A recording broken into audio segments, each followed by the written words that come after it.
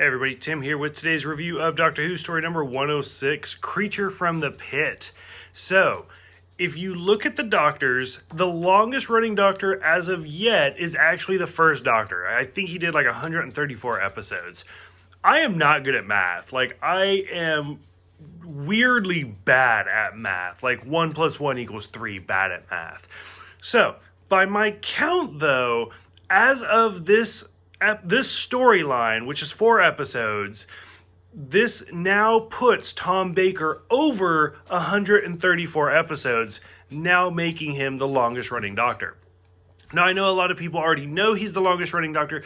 I feel like I've been watching Tom Baker for a while now, but realistically speaking, he's basically been keeping up with the first Doctor as of now, and he still has like roughly 10 more stories to go.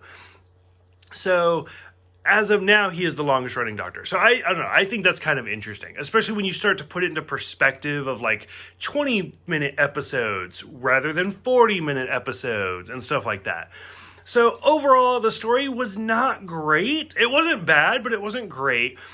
Clearly a new voice for K9, which I didn't know was going to be a thing. Like, as soon as he started talking, I was like, oh.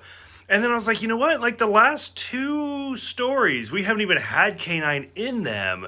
So to have K9 be a different voice, I was like, I don't like that. Like, I wish they would have actually, like, referenced it in the story. Like, be like, oh no, we had to reprogram his vocal box or something.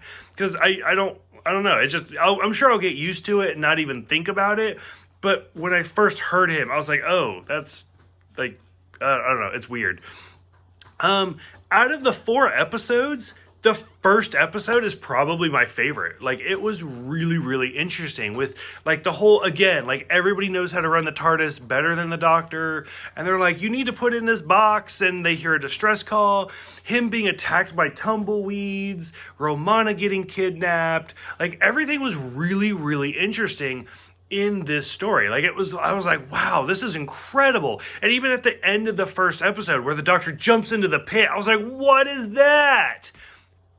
Episodes 2, 3, and 4, I was like, okay, like, it's standard Doctor Who. Like, it's like, okay, whatever. Where the Doctor's actually holding on to the wall until he falls in. We realize, like, there's a giant monster, hence the title, Monster in the Pit. And it's just this big green blob. Like, I don't know, it's the whole story just kind of dragged on for me. The main, like, antagonist, she reminded me of an evil queen. And, like, her actually knowing about the monster, like, I understand, like, so they're actors, they do what they do. I am not an actor, so they're clearly better than I am. But the whole thing where she's like, you're a liar, it can't talk. Well, how do you know? Well, I just do. And like the whole, like, them force feeding to the viewers that she knows more about the monster than she's letting on was just patronizing. Like, I don't know, maybe it's me because I've seen so much TV, but it was so, like, just dumbing down the storyline just for the viewers. So I wasn't really digging that. I actually loved the scene and then you flip it, and I'm like, okay, that was great. Where the Doctor, like, goes to pick up a rock, and the monster's like, ah, and he's like, no, I'm putting it down, and he puts it on a scarf so that way he can keep pulling it with him. And then of course it's a photon drive, so it ends up being super important.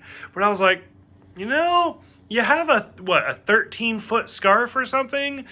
That's probably the most use it's ever gotten, is to just drag this little rock with him. So that was kind of cool. But by the time we get to the end, and of course it's like this peace treaty that the woman, like, threw him into the pit, but he lives thousands and thousands of years, so 15 years in a pit's almost like nothing. And I was just like, okay, like, you started out on a really high note with this mysterious egg and everything like that, and it just kind of went downhill from there. So, I don't know. I'm curious what you guys think about this one. Go ahead, let me know. What do you think about, as of now, Tom Baker being the longest running Doctor? Do you like it? Do you dislike it? Did you even know that the first Doctor was the second longest running Doctor? Go ahead, let me know, and I will see you guys next time for Nightmare of Eden.